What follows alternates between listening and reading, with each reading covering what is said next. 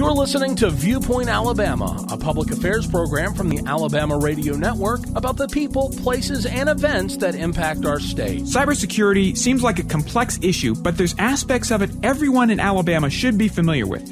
Hello, I'm John Mounts, and this week on Viewpoint Alabama, we're talking with Ron Shue and Andrew Burke, along with Anna Price from SIP Oasis and also Insurance Facilities Incorporated, about this important issue. Gentlemen and ladies, welcome to Viewpoint Alabama. Thank you. Thank you very much for having us. Good morning. First of all, let's talk about something everyone's very familiar with, the attack on the Colonial Pipeline. Because, at first we heard about that, we thought terrorism, we thought, something broke. But it turns out it was technical. It was actually very complicated. It was cybersecurity. And that's the reason why we're talking today. So let's back up. What exactly happened with Colonial Pipeline? Well, it was very bad, obviously, but what happened was it exemplifies the difference between cybersecurity in, say, 2018 versus 2021. It's a much more multi-layered thing now than just having a firewall and virus protection. And, it's becoming very much a matter of hygiene. It's almost like your health. It's not a matter of buying a thing and turning it on and walking away from it anymore. It's a matter of constantly asking questions, constantly testing things to see if you can get in this way or get in that way. Because now there's a thing called an attack framework that the bad guys use. I'm not going to use fancy words, but there are 300 or so more known exploits this year than there were last year, just to show how good the bad guys are and how creative they are and how much time they have, because they have all the time in the world. And they're all over the world. That's the other thing. It's, even though it happened in Alabama, it could have come from Afghanistan, or it could have come from Alabaster. It could have come from anywhere. Right. That's correct. Because we're all connected up. And there's no way to track down where they're coming from, because what they're demanding is most likely Bitcoin. So there's no way to track them. So it would be to their advantage that we don't know where they are and that they can't be tracked. Right. And I think that's kind of the case for the most part with these things, is they don't really leave much of a signature, I guess, where it came from. We've heard Russia, I think, was the last I've heard on that. And this situation we bring up with Colonial because we think that's a big company and that can't happen to me. But really, it could happen to any company. Right. That's I look at the Colonial Pipeline thing and think it should be a wake-up call to small businesses, because everybody thinks, hey, it ain't going to happen to me. I don't have anything. And the reality is we're debriefing and we're learning more about what actually happened with the Colonial Pipeline attack, is that they were not really targeted. They happened to get some credentials that were reused from an old employee that were published on the dark web. And if they had managed passwords a little bit better, or if they had closed that guy's account when he didn't work there anymore, or if they had enforced good hygiene with not using the same password on multiple things, there are a lot of ways to stop the guys from getting in, but we've got to be right on all of them, and they've only got to be right once. So it's not just an issue then of equipment, it's people. It seems like the real problem is it's people, and sometimes, as you said, they don't practice. What was the word you used? Password hygiene? Yes, password hygiene. All right, exactly. You wash your password 3 times a day, right? Right. Yeah, exactly. So passwords get us into all of the areas of our life that we're involved in today. We're shopping online, we're banking online. So if you have a simple password, everybody knows your ID, because if they have your email address, they have your login, and a password needs to be complex. It can't just be password? It could be, but you definitely have a lot. What if I spell password risk with the number 0? Doesn't that make it more secure? Maybe use an @ sign for the A? That's one step better. 2 steps better. That's sure true. So yes, anything that involves some complexity to your password, more length, definitely characters will help out in that situation. And maybe $signs for the S's. Right. Something. Well, and one app, there's several apps that will automatically generate passwords for you. I use LastPass app, but it'll allow you to just keep up with one password, and then it'll automatically generate all the other ones for you. And you can be as complex as you need them to be. So And that's a good point, Anna. Because we all have a lot of different stuff, from our bank accounts to our work stuff to our email, a zillion different accounts, and they all have different passwords. And as you said, they should have different passwords.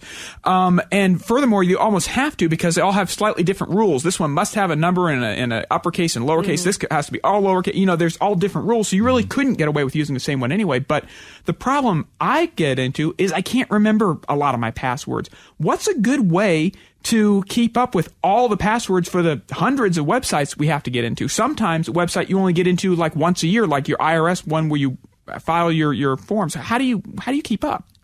Like Anna said, with a password manager, there are a lot of them out there now. Dashlane is one. LastPass is a good one that we deploy to our clients. And what it allows you to do is you don't have to remember any password but one. So like the password to it. To password to it. You have one password to rule them all. But what happens if somebody else, because is that not the same thing as just having one password? If you have one password, can't somebody get into your password management thing and then get all your passwords? Sure. Yes. So you want that one to be the super duper password that is impossible for anybody to guess. Usually, and also changes a lot, I would assume. Yes. Like phrases are good, like using actual phrases or putting words together that don't make any sense that people can't guess. You certainly don't want to use your mother's maiden name or the street you grew up on or your favorite singer. Do you ever see those things on Facebook or social media where it's like, hey, here's a crazy quiz, 10 questions. Yes. Number 1, what's your mother's maiden name? And people go through and they answer all that stuff. Mm-hmm. And they put it on social media for the whole world to see. Yep, that's it. But the human firewall, we call that, because that really is where the rubber meets the road. It doesn't matter how good your defenses are. If somebody's going to go out of their way to click on the thing, you're only as good as they are. Now, you mentioned the dark web earlier. What is the dark web? Sounds sinister. It's been used for sinister purposes. It was originally created for privacy. So it's basically an encrypted version of the internet that you have to use a special browser to get to. And like with Bitcoin, it didn't take long for the bad guys to figure out they could take something that was inherently good and use it for their own ends. And so they take the advantage of that privacy to be able to twist it, and they've turned it into a place where you can buy everything from child pornography to heroin to people's credit card numbers and medical records. So in other words, the stuff that goes on the dark web very often is dark stuff like that, and that's why they use cryptocurrencies like Litecoin and Bitcoin and all those. I don't know, there's probably 100 of them. Mm-hmm. And that's why they use that stuff, because I understand that uses something called blockchain technology to where it creates a record of transaction to make it legitimate, but at the same time it also encrypts it so that nobody knows who exactly started the transaction. Right. So actually, there have been cryptocurrencies created specifically around privacy now. There's one called Monero. Because with Bitcoin, it does write the transaction to the blockchain like you were talking about, which is immutable. So anybody can go and look and see that transaction and verify it, any third party. So it's not very anonymous once you find out who the owner of the address is. But there are newer ones like Monero that are purely private and untraceable. This is Viewpoint Alabama on the Alabama Radio Network. I'm joined today by Andrew Burke along with Ron Shu from SIP Oasis and SIP Oasis. Excuse me. Is that not an acronym? SIP? It is. It is, but yes, but we go by SIP Oasis. Gotcha. SIP Oasis, which is a Birmingham-based company, and you handle cybersecurity for all sizes of businesses, from small. I guess you don't. Do you handle the really super duper big stuff or? No, our sweet spot is in the small mid-market. It's with the folks that typically don't have enough resources to have their own internal IT staff. So we generally will take over their entire technology platform and run everything from their phones to their computers and servers and security and all that, and act like a in-house IT department for them and security. That's an interesting thing you brought up, phones, because we all carry around these little computers in our pocket, and it's a computer, and I never really thought about it, but should our phone in our pocket, should it have some sort of cybersecurity software or something like that on it to protect? Because from my phone, I can remote into our business systems here at the radio station. I would imagine a lot of people's phone have similar capabilities. So that's a point of vulnerability. Is there anything can be done about that? Absolutely. And you make a great point. And this is sort of the cat and mouse that we're playing with all the bad guys is, who would have ever thought that your iPhone could be a conduit to destroy your life? Well, they did. So now we are having to deploy security tools on phones that we never had to do before. The phone is also becoming a security tool through multi-factor authentication, which is a must-do, a simple do that on everything that you have. If you can turn on multi-factor authentication, do it. If you take nothing away from this conversation, but that, because that allows people, even if they get your password, they still can't get into your account. Now, multi-factor authentication, that's the thing where you go somewhere and it says, you try and log in and you put your password in, but then it says, we're going to send a text or whatever to your phone, and either it's a push thing where you hit a button on your phone, or it's a number or a code or whatever you type back in? Precisely. Correct. Precisely. It's one more thing that they have to have right. So now they would have to have your username, your password, and your phone. So what happens when you lose your phone? You can reset those. You can reset them with a reset through your email and all of that. But then you have to go back and re-authenticate because they want to make sure that it's you. Is there a possibility you could use two different phones, like maybe your phone and your wife or husband's phone as the phone that, if yours doesn't, like if you can't get to yours, or yours is the battery's dead or whatever? No, they're unique. There's a unique. The thing that makes it more secure is that there's a very unique encryption thing that goes on between the two, between the whatever you're trying to log into and the app on your phone. That's where the inconvenience of having to be secure comes into play. It's just the nature of the beast right now. Is yes, you lose your phone, you lose a lot of productivity. Your access to everything. Correct. Okay, so let's talk about what happened not only with Colonial, but with any business when, let's suppose something happens. It's too late, that somebody was sloppy and they didn't practice what we say password hygiene, and now somebody got into the system and they've done something, and they've, first of all, is it clearly obvious what they have done? Like, do you know what's the difference between somebody getting in and just looking around and somebody getting in and, say, actually taking something, or worse, somebody getting in and locking everything up? What happens? Most often today, all of those things happen. So generally, in the Colonial Pipelines, for instance, they established a foothold on that one computer. They got in that one account through that one guy. And most of the time before ransomware is ever deployed, the bad guys have already been in your network looking around for weeks or months, figuring out what they've got. Because most of the time, some poor schlub clicks on the thing in the email, and now the hackers are in, but they don't know, is this Colonial Pipelines? Is this Chick-fil-A? Is this the Department of Defense? I don't know. Mm-hmm. So the first thing they do is try to figure out, where am I? And what are my options? Am I going to get $1,000 out of these people, or am I going to get $5 million out of these people? And they look to index everything that's there, learn what the opportunities are, and most importantly, spread to other devices. So they spread from computer to computer to computer. And that's where the real damage gets done, because, in the case with Colonial Pipeline, they spread to every computer on the entire network. So then when they deploy their ransomware, it's literally shutting down every single computer that they had. So just from the sheer operational impact to that, to recover from it, is enormous, because I'm sure they had backups. They had an enterprise IT department. I'm sure they had very solid backups. But the time that it takes to restore a computer from a brick, which is basically what ransomware is. It could be called brickware, because you click on it and it turns your computer into a brick. You can't do anything with it except pay the ransom. So once they spread across everything, they've locked everything down. And to restore all those computers would have taken their IT staff weeks. And meanwhile, they're running $3.5 million a day through that pipeline. So that's why they paid the ransom. Most people assume when they paid the ransom that they did it because, oops, they got caught with their pants down, they didn't have backups, and they had to recover their data and pay the ransom. That's not actually the case. In fact, that was a business decision. That was the fastest way for them to get back in business and get that $3.5 million in revenue again. And one other little known fact is they paid the ransom the first day. So as soon as they got deployed, they said they made the business decision to pay the ransom. And as you'll recall, the outage still went on for 5 days. Yeah. And that's just because it took that long for them to apply the decryption key to every single computer on their network.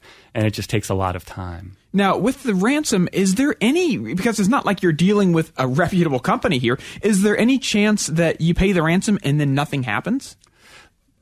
There's a chance. There is a chance. And the interesting thing out there is there's almost an organized rating system for the cyber criminals. They act in gangs and they develop a reputation, almost like a Google review. And there might be a 85% chance that the cyber criminals from the X Factor will return your encryption keys to you. So it's like honor among thieves here. Exactly. That's a great way to say it. That's right. It's bad for business. If people think they're not going to get their stuff back, they're never going to pay the ransom. So there's a certain marketing fulfillment component. Even they have a marketing arm. Yeah. So and there's sometimes no rhyme or reason also as to what the actual ransomware cost is going to be. It could be millions of dollars for a huge company.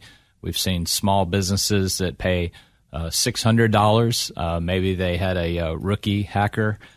We've seen other small businesses pay $22,000. So it's just all over the place. Have you ever heard of, I think they call them white hat hackers, who they look for vulnerabilities and then they actually present the company with hey, we broke in, here's how we did it, you probably should watch out for this.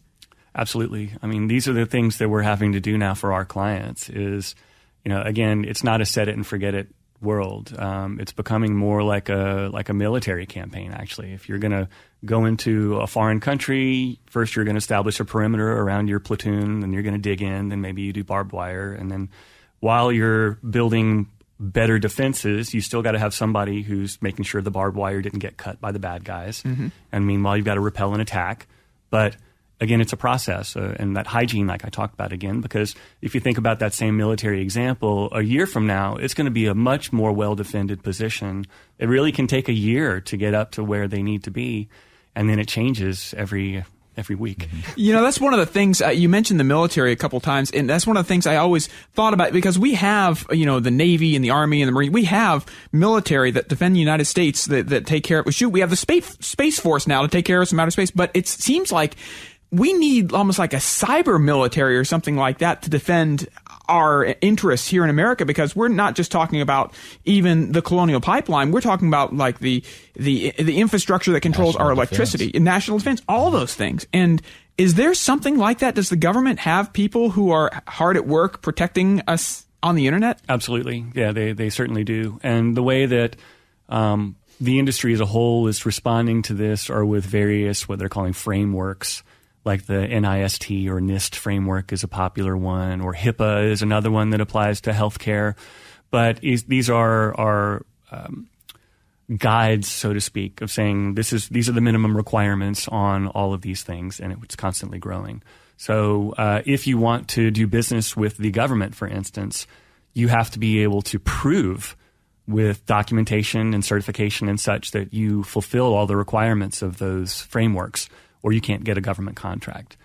And so those frameworks are starting now to get pushed down more and more to the smaller people that don't even deal with the government because of the insurance companies. I mean, the insurance companies have figured out, golly, we sure are paying a lot of claims on these cybersecurity insurance policies, so we better start cracking down on the things, because just like, if you have 4 DUIs, you got a hard time getting auto insurance. Yeah. Cyber insurance is becoming no different. And they're going to start requiring adherence to some of these frameworks as a fundamental requirement for getting coverage at all. So, Anna, since we're in that lane, we're talking about the insurance thing. I didn't realize, I guess I should have, that there are companies that provide insurance, cyber insurance. Explain exactly, how that works. Is it a premium and the company pays it, or how does all that work? Yeah, so there's a ton of different levels on it. That it would definitely be something that you would speak to an agent to directly about how it would best benefit your company, because the application, it went from 2 pages to now it's like 18 pages. So it's based off of who your clients are, who your employees are, what information you collect from your employees, what you collect from your clients, how you store it. Do you have a service provider like SIP Oasis that will control it for you, manage it for you, keep it secure, or is it just an IT guy in your department? All of that will affect pricing for cyber security insurance. Actually, we've even seen, we had one recently that a client presented us, and it said if you don't have multi-factor authentication enabled on everything, don't apply. You do not meet the minimum requirements for coverage, period. Yeah.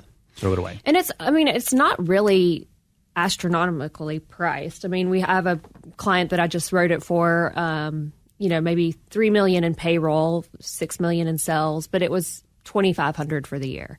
Of course, there are a number of different levels, and he did have I think SIP Oasis as his IT provider. So it's definitely something that every business should have, only because it's not when, it's not if, it's when. It's definitely inevitable for companies to have some kind of cybersecurity attack, be it from, not knowing multi-factor authentication, or now from people working at home, their VPN is not, it's not authenticated or unsecured, I guess, VPN. So there's so many different avenues that people can get into now. And working from home is a new problem for everybody. But I don't know anybody throughout the year and a half of the pandemic that has not at some point transitioned some of what they do to doing it from home and using what was a home computer that used to just be used to, check your Facebook. Now all of a sudden this is your business computer running there from your bedroom, but yet you don't really have the latest and greatest on your home computer. So how do you prevent people with just a home computer, now that they're all accessing your system, how do you prevent that from infecting your system? And is that where you got to use the multi-factor authentication and VPN and all that other stuff? Many things. It's a good example, but it's one of maybe a dozen things. So it's a multi-layer approach to network security, and we're used to securing the walls around a physical office and location, but once that employee, starts to work from Starbucks or their home computer, like you mentioned, then we start losing more controls. So there are tools that are made to help, help with that and some of those controls. But we also have to just educate our clients that there's different ways to do it, and it's more expensive and it's a little bit tougher to manage, but it's going to create an environment that's going to be more productive and more secure. Now, terms that get kicked around a lot in the cyber world, and I'm trying not to, as you said, geek out with this stuff, but we hear words all the time, and whenever I need a good gauge of how the general public views things like this, I always talk to my mother, who's she has a computer and accesses the internet, but really doesn't exactly understand what she's working with. So you hear words like cookies, and you hear words like adware and spyware and ransomware, and these are all different things. What are cookies and adware? Are cookies bad? Are they evil? Are they going to take my data? What's a cookie? A cookie's not inherently evil. It's like it's a tool that can be used. It's kind of like the dark web. So it's a tool that's intended.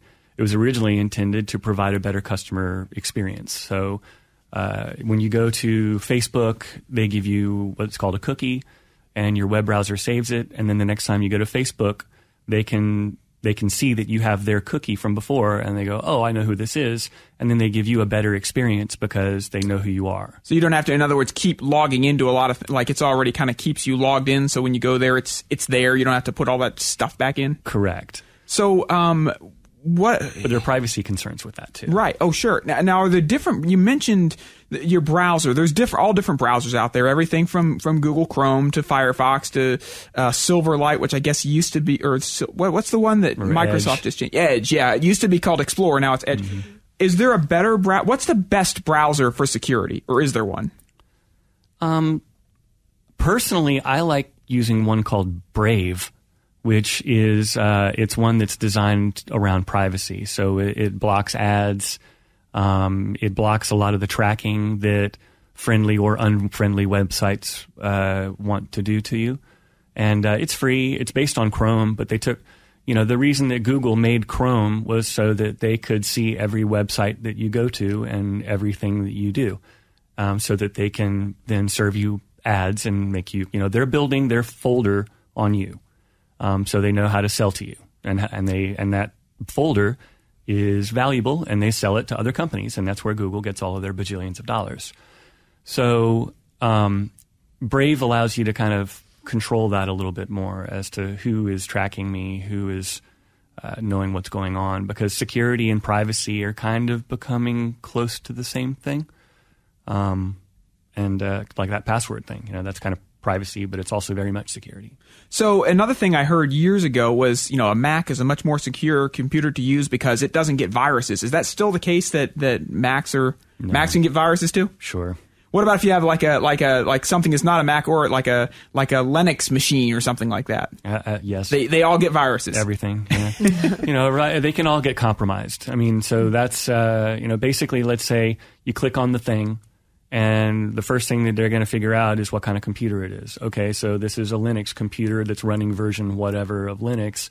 And now they've got an enormous playbook. Okay, what all can I do to that version of Linux? And they just go, just like you want an answer to something, you go and you Google it. They can do the same thing. They Google it. They're all using Google. What about a lot of people? They have an internet provider, like maybe it's a cable company or whatever, and then they have a router in between that box and their computer. And the router has some form of a firewall built in, but that firewall that doesn't really protect you from anything, does it? It's one of the layers we talk about. So a firewall keeps people on the internet from getting to things on your network. Like they can't see your Nest thermostat, for instance, from Russia, unless they get inside your network, and then they can see it. Oh, as in Fahrenheit, they wouldn't understand it. They work on Celsius. So. Right, exactly. So in other words, but the you firewall. Can Google Fahrenheit to Celsius. Yeah, that's true. So in other words, the firewall kind of protects people from. They might be able to see your one instance of your routers or your cable modem sitting out there, but they can't see your printer and all the computers and stuff like that. And the computers can talk to each other without having to leave your house and come back. Correct. Until, once they can scan your firewall, figure out what kind it is, and oftentimes what the version of the software is, and then it's the same thing like we were saying with Linux. Okay, so this person has a Netgear firewall, and oh goody, they haven't updated the firmware in 6 years since they bought it, which is normally what people do. Meanwhile, Netgear's come up with 150 software updates that solve. How do you do that? How do you update? I mean, I think I bought mine and plugged it in. What does it do it on its own, or do you actually have to go into it? Not. You usually have to go, and there's a login. If you look at your manual, or you can Google it, you can figure out how to log into your router, and you want to have a good password on that guy too. Like we were talking about. And then there's somewhere in there is a place for updates where you can search and see, just like with Windows or anything else, there's an update schedule. And that's a big part of the hygiene, because the firewall has an update schedule, your laptop has an update schedule, your phone has an update schedule, your Nest thermostat has an update schedule, your printer, your phone on your desk.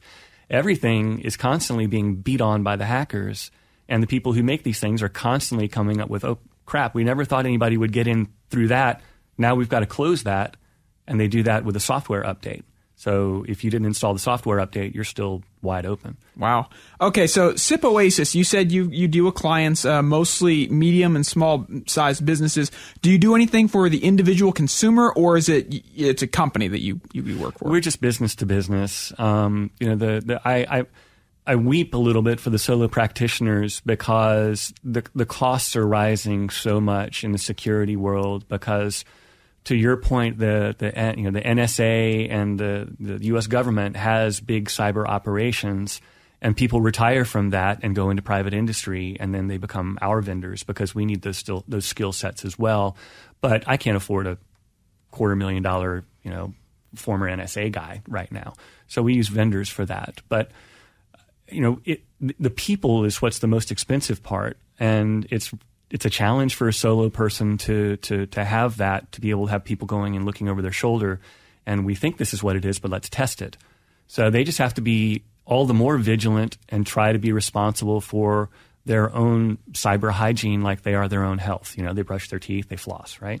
So you don't get cavities. Well, now you got to change your passwords, and you got to, turn on multi-factor authentication. Sure. Eat your vegetables. It's good for you. Sure.